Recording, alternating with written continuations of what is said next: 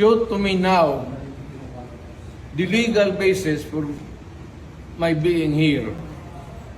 As apparently I was brought here not of my own volition. It's somebody else's. Kung hindi ibang tao, ikaw siguro, because this is your structure.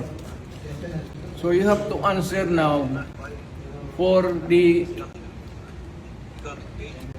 deprivation of liberty. Ito general naman kayo. Alam mo ba na hindi man lang siya na-serve kung anong kaso kung pinacharge sa kanya ngayon? Hindi niya alam. No? Kahit na PI man lang. Alam mo, ang charge sa kanya nasa dyaryo lang. And then, hindi pa kayo na ganito ginagawa natin. Sumusunod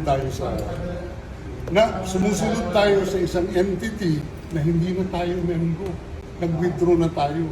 And yet, sir, you are the Prosecutor General. Yes. You know how to exercise due process.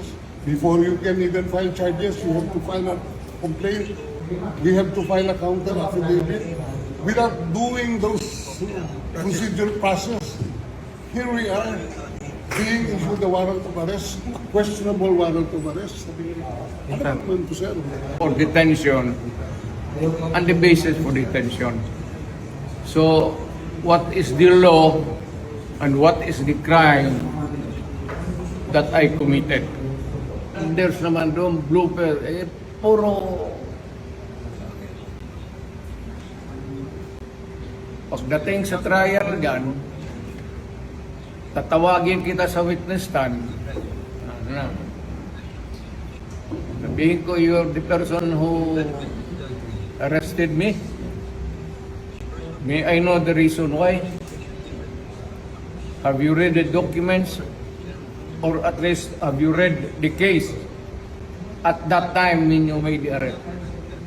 So that you would be guided to what you should know. Yan lang yan. Kaibigan tayo, galing ako gobyerno.